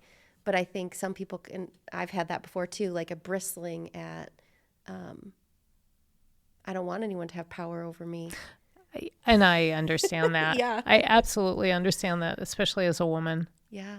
Yeah. And I bristle at a lot of things as a woman. But I do find not the kneeling so much, but the bowing to other human beings. There's something about it for me. It fills me. And there, even in our traditional worship service at St. John's, there's 3 points in which I bow to the assembly, to the congregation. And I do it on purpose every single week. I'm going to practice it. The rest of today, whenever I see someone, I'm just going to do a little, see what that feels like. And it's humbling, but it's also a gratitude. I'm grateful for you. Yeah. I'm grateful for our time together. I'm grateful for what you're doing. It's this, yeah. And as a pastor in worship, I am bowing to also say, I am one of you. Yeah, I'm one among many. Yeah. That, again, that deconstruction of a hierarchy. Yes, absolutely. And I think that's a little bit what our country is maybe struggling with, is like we've maybe had some moves, I don't really know if that's even true, but toward deconstructing hierarchy, making sure that places of power are more diverse, making sure that voices are encapsulated and heard. And maybe there's a backlash to that of it's too scary to deconstruct hierarchy. We need to keep the hierarchy in place, and we need to control people. And then using Christianity as a weapon to do so. Yeah. Basically, that's how it feels to me. Yeah. If as an ordained minister of word and sacrament, I don't feel safe or welcome in other Christian arenas that don't believe the same as we do in our congregation, then there's an issue there. Do you guys get together? Do all the churches get together? Or No. Is it, okay, I didn't know if there's a church meeting for all the churches. Well, there are a couple of ecumenical or interfaith groups in the area. But they're probably more like-minded churches. Yes, absolutely. Yeah. Absolutely. But I'm not going to be asked to preach from our conservative sibling churches. I'm not going to I'm not going to be even acknowledged. Do they allow women to be in senior leadership? In where? In the opposite of, there's the ECLA or the ELCA. ELCA, and then the other Lutheran.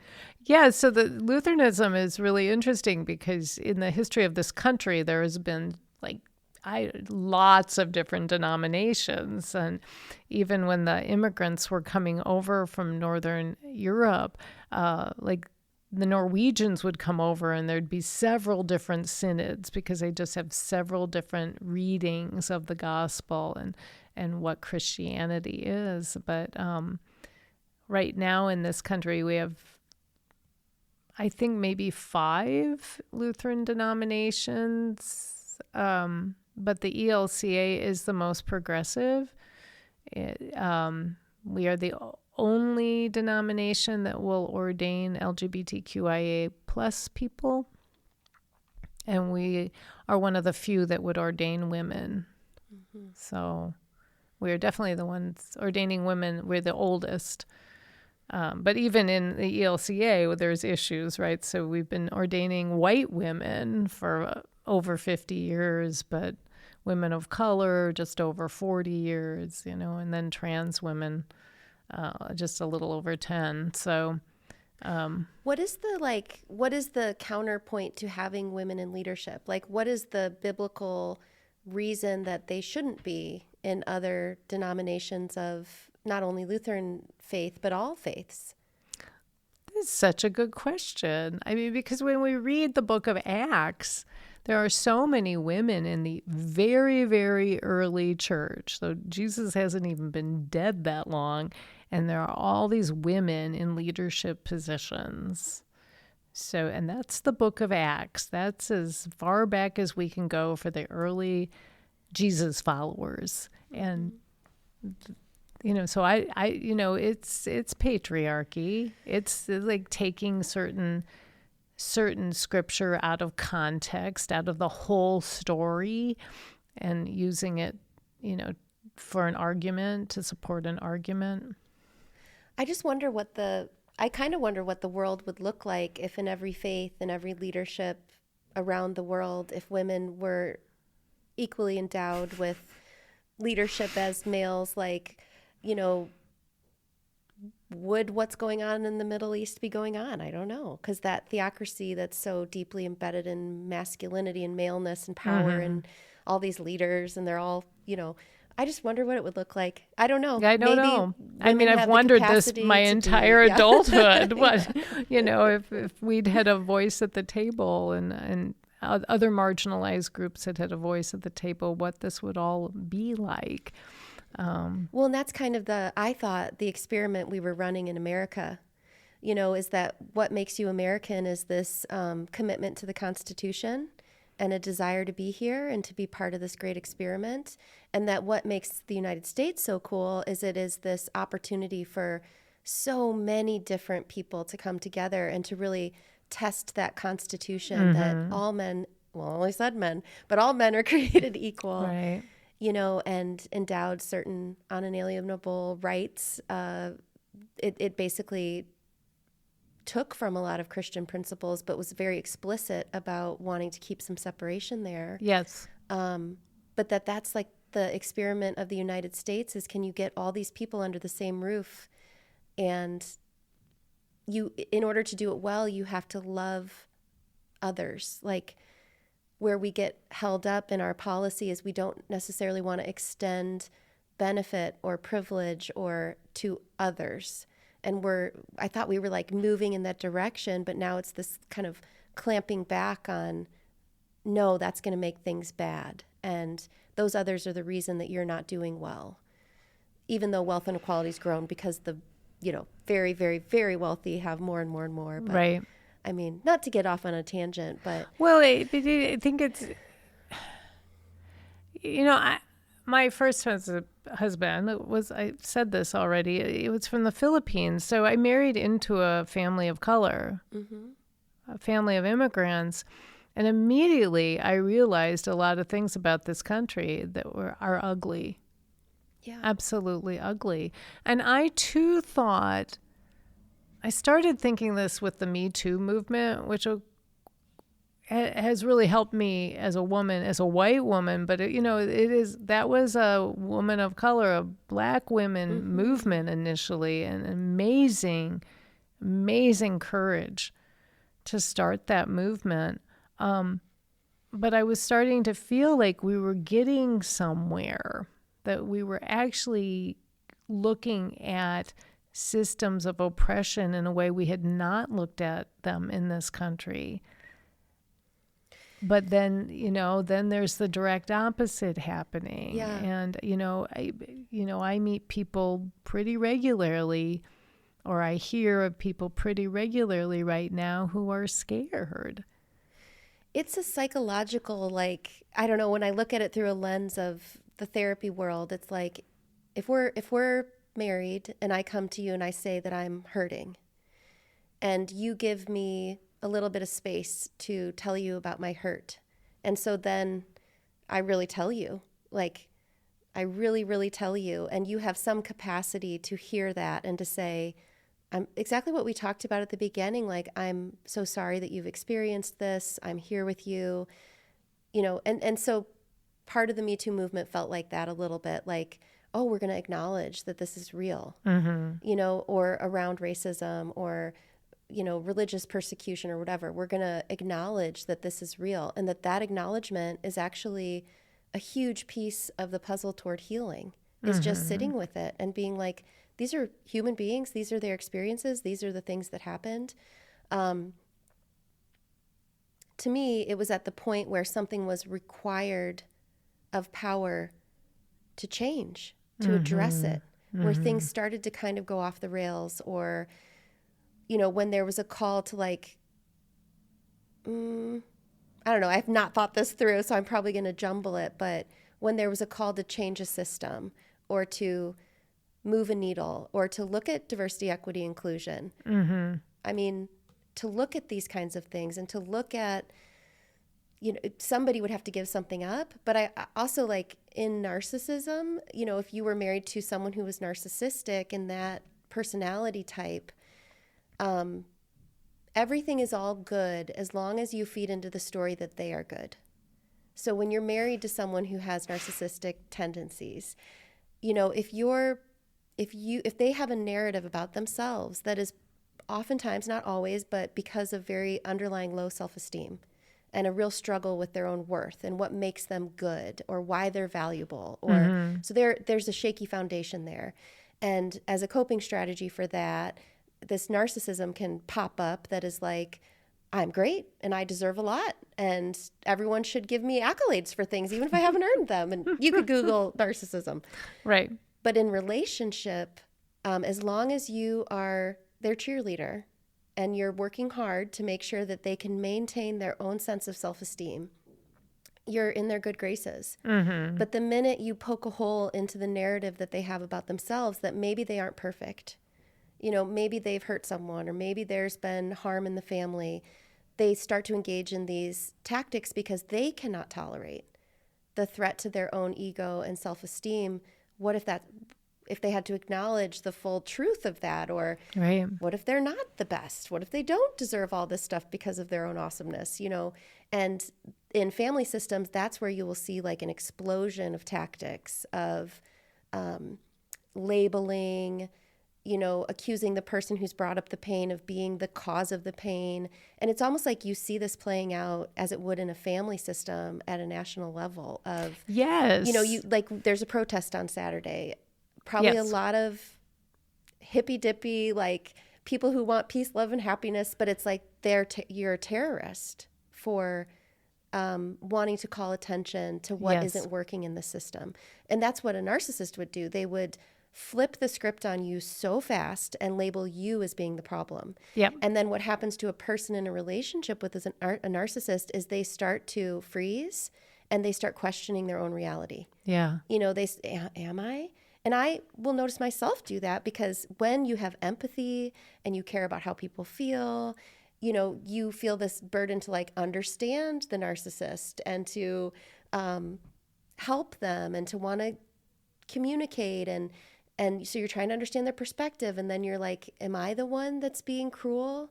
But someone's being cruel to you. You point it out, and then they flip it on you so quickly. I don't know. There's like psychological principles that happen in families happening in these bigger systems. Right. So you're saying our systems are narcissistic. Kind of like we want to look at our history as a country, and the system is like, no, we can't look at any bad imagery, any bad story. Everything has to maintain a narrative or a storyline that we are perfect. So we can't have statues that challenge that. We can't have things in museums or history written, or there can be no challenging of the narrative that the current power structure is perfect and infallible, and it's doing all the right things. Right. And if you ask questions of it, you are an idiot, you're a joke, you're fake news, you're a terrorist, you're Antifa, you're like, this is what a narcissistic man would do to his partner. Yes. When she says, there's hurt going on with myself and the children, we have financial concerns, we have things that we need, we have, it would quickly get flipped on them, and then they would start to be like, oh, like question themselves. Does that make sense? I'm really rambling. No, it makes perfect sense. Because in my work, I come across all sorts of people. Mm-hmm. So, but it also, I've never heard, and I love this, that the system itself is narcissistic.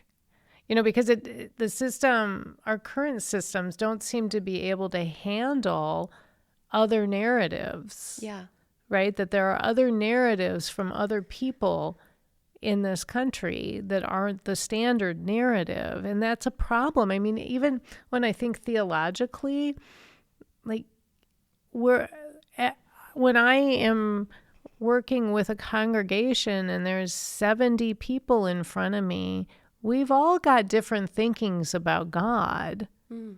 But I think the space can hold it. God can hold it, in my mind. Yeah. Right? Like, we can all have slightly different thinking about God, which is just a way of defining the word theology. Right? And so, and I with my colleagues, I can think differently about God and about different scripture passages. Like, that to me is healthy, because it's not rigid. Well, so, and you could even say every child, let's say there's 6 kids in a family, and they're going to all recount their experience of being in that same family. Yes. They're all going to have a different experience of that family. Yes. And one kid could say, I had the best family in the world and everything was wonderful. And another child could say, I had a lot of pain here. And so for a American family, for the leadership to say in the years of Me Too and all that stuff, it was like a more openness. One of the parents was open to hearing, mm-hmm. And allowing the voices, and maybe even open to saying things like, I'm going to honor the land that I sit on, and then there's this backlash, and Right. there's a labeling of that as being woke. And one of my favorite comedians, Mark Maron, just said the Democrats have to deal with the problem they have, which is they annoyed people into voting Republican with their basically requests for language. And so there's this trying to shut that down. Mm-hmm. And then when you're in that system, you start to question yourself, like, was I too much?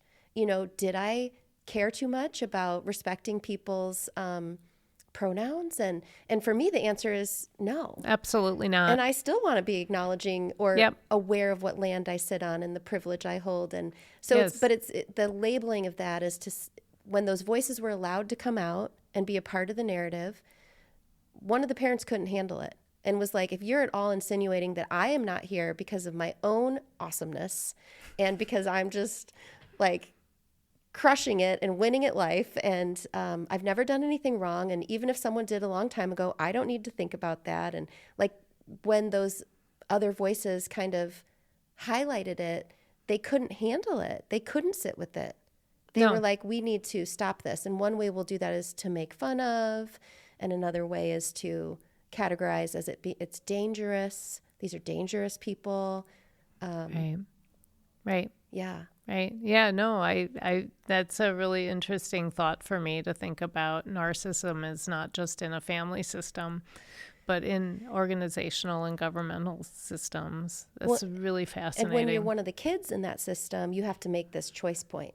Do I keep massaging what the narcissist appeasing. needs? Yeah. And that's a way to keep safe. Well, when you're small and vulnerable, yeah. I mean, it's brilliant when you think about it. Yeah. Do I perform for them? Do I uphold their story and narrative? And if you don't, oftentimes you'll have your resources withheld. So if there's one kid in that system that's like, I'm not playing along, I'm writing you out of the will. I'm writing you off. And you can see that now, like, I'm not giving any money to the cities that haven't been nice to me. Right. Right. Right. Even if that's unlawful for you to do so. Yeah. Yeah. So I got certified in polyvagal.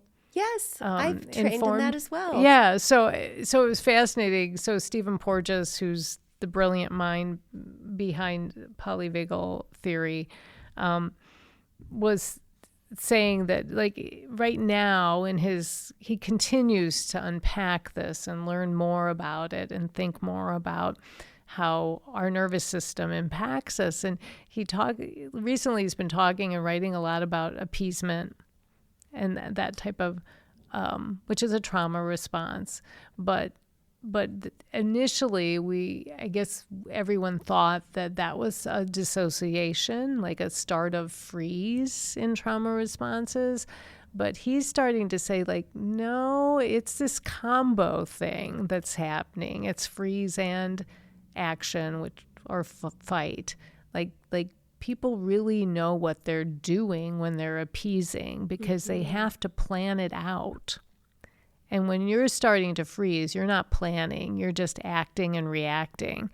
But with appeasement, you're actually planning things. You're looking for cues of what you might have to do. You're building a toolbox for survival.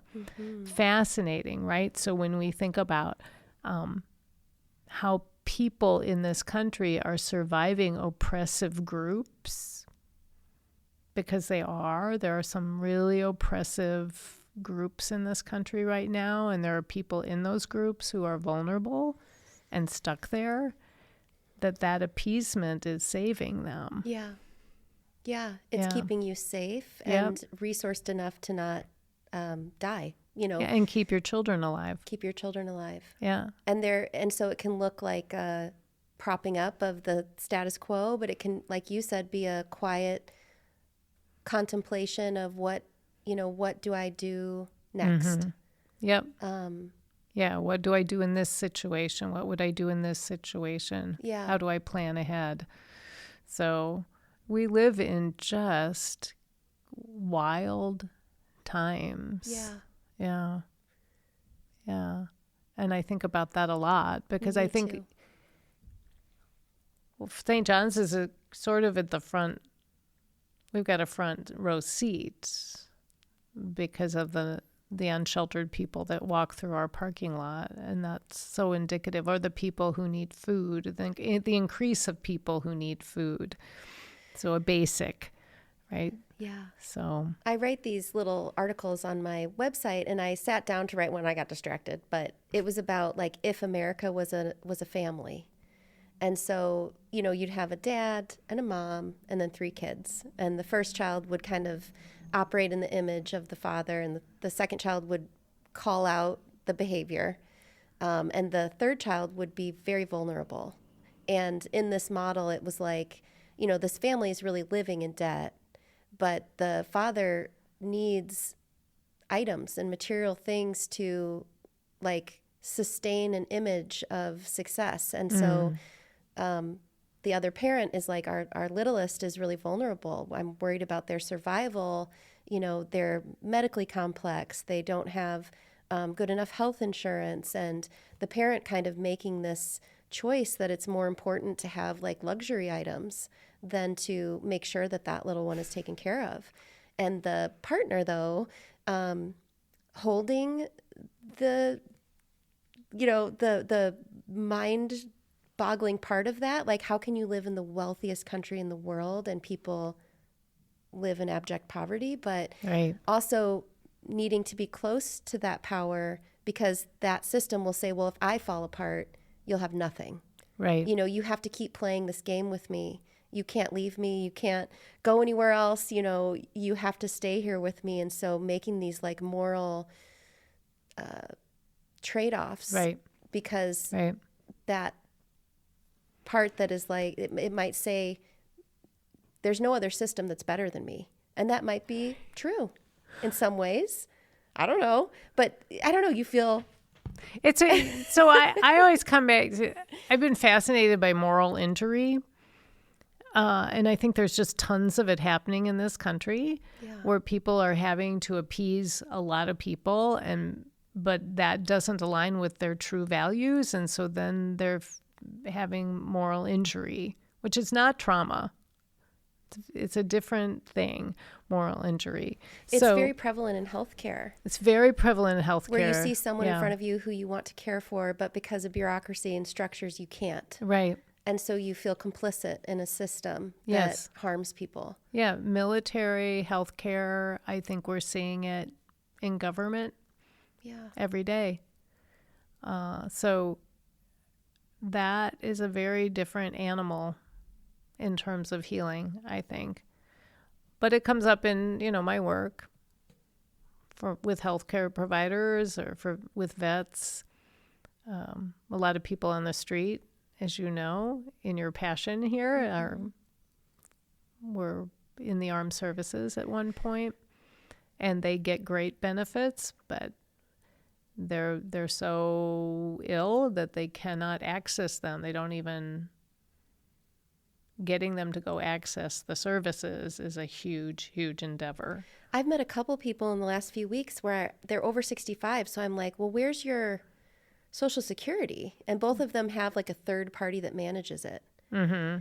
But I'm like, well, where's that money going? But they're not really like with it. And some of them seem to have intellectual issues. Mm-hmm. And, they maybe get $1,100 a month, but they're not seeing any of the money. And I'm like, how is that possible? Right. It's in some sort of a conservatorship or a family member's holding it, but they get like a little card that might have $50 on it, but it's out. And I'm like, this doesn't make any sense to me. I don't understand. Right. So even a military vet who maybe has some benefit but can't administer it for themselves. Sometimes they just can't get to the appointment. Yeah. Like that's, and sometimes that's because of drugs. Sometimes that's mental illness. Sometimes it's both. Yeah. I mean, there's just, there's such a breakdown on these systems that was there before everything, right? That's been there for a while. It's just gotten so much worse. And you know the numbers of unsheltered people. Have you noticed things are trending? I read that the hamburger helper sales are up 14%, and that's usually an indicator in the economy that things are, Oh, wow. yeah. There's little indicators because they're not putting out labor statistics right now, but there are these other indicators that economists can look at. Mm-hmm. And I feel like the third place has seen that. I feel like things are trending in a negative direction for those who struggle in this country. Yep. The struggle is getting worse. Yes, absolutely. That's when I said we can't keep our little free pantry filled. Yeah. That's part of what we've been seeing. And I've been seeing it since I got here, but it's just gotten worse. I've watched someone come to the little free pantry and just clear it out. And at first, we all feel a little angry, like, don't take, because what about the other people who need? And then I always say, well, I don't know how many people he's feeding. Yeah. There could be 10 people in the house. Yeah. Right? Like, so I don't know. Like, and if I were a parent and I had 2 hungry children at home or 3 hungry children, I might clear it out too. Well, and I think that can be an impediment to giving is, and in this country, I've said this before, but sometimes I feel like people on one side want to ignore the suffering of others, and people on the other side want to control and manage what happens. And this loosening of management of it can be really scary because it's like it won't be distributed equally. People will mess up. They won't use it right. They won't. But we can get so hung up on this little micro level of, maybe that person who is struggling is still not being fair and just. But it's like, well, we can't trust poor people because look at this mismanagement. But meanwhile, Elon Musk doesn't pay taxes. They have a whole team of attorneys that help them twist a system so that they don't have to be fair and be just. And sometimes we look down for the they're taking advantage of the system. But why do we have such a hard time looking up? And I think it is all those hierarchies. It's like you judge the person below you. You don't judge the person above you. You question the person below you in the hierarchy. You don't question the person above you. And unless they're a member of a marginalized group. Then you question them if they're above you. Yeah, like if Elon Musk was a woman or a man of color, we'd probably be questioning it. I'd like an organization or a community to surprise me with goodness. That's my prayer. Well, do you want to walk down? I mean, we've been talking for a long time. If you have time, the third place is like a block away, and you'd probably love to meet Christy and Chloe. But I would, but I have to tell you, I'm supposed to be in therapy in 3 minutes. Oh my gosh! Well, you have to go. It's 1:00. Yeah, you might have to do a phone call, or is it 1:00? It's 12:57. Oh my gosh. Yeah, we talked forever. I'm so sorry. We have to wrap this up so I can call my therapist. Yeah, I feel like I just had therapy. So, Thank you so much. Thank you so much. Oh my gosh, this was just lovely. Yeah, I'm going to come to church on Sunday. Are you really? Well, yeah, I should, and I will. Because I think I need it. I need it in my life. I just have resisted and... Hey, I've been there. You know why I think I resist? Because I have so many demands on me. Yes. And when I show up in spaces, people often ask me for help. Yeah, and yes. Sometimes my experience of being in community is that I get a job. And so I think I resist community spaces sometimes that like the point of church would be to I fear I would get exhausted or something. Well, I think there's a lot of volunteerism fear in churches, and I don't really approach people for any type of work for months. Yeah. Like I'm always just sort of assessing, and especially someone like you who's doing so much in the community, I feel like that's your work, right? Like that's what you're doing, right? Like you're coming to church to be fed, to fill up so you can go do that work. Mm-hmm. Do you want to count the offering after worship on Sunday? Probably not. Actually, that would be fine. It's the helping people that would feel overwhelming. Oh, in that okay. space. I hear you. You know what I mean? You can count the offering then. It's the relational stuff in that space that sometimes I've been like, from my regular job and the other stuff I do, it's like the needing to help a person, because I feel like when I've showed up in my own spirituality, it's because I need help. It's because I need someone to help me. And there's nothing wrong with that. Yeah. Especially when you are doing community work, when you're volunteering in the community, when you are trying to be an agent of change. Mm-hmm. Yeah, no, absolutely. Well, we of I could course just come would and be love. like, I can't help anyone. I just need help. Yep. No, we try to get that message out. No, we would love it. We'd love to see some of the kids, and your parents would beam. Yeah, they would be happy. They would just beam. Yeah. So. Well, I appreciate you. I'm so glad that you have landed in Rock Island, and I hope we get to keep you for a long time. And we're looking at 3 more years. Yeah, so yeah. Awesome. Yeah. Thank you so much. Oh, thank you. This has just been a blessing. Yes. I have no problem We're bowing to each yes. other. That feels right. So. Thank you for tuning in today to the Rock Island Line. If you like what I'm doing here, head over to www.rockislandline.com. Thank you so much to Pastor Jennifer for being my guest today. You should look up St. John's Lutheran Church in Rock Island and even consider attending a worship. Thank you so much for caring about Rock Island, for caring about your community, and I'll see you next time on the Rock Island Line.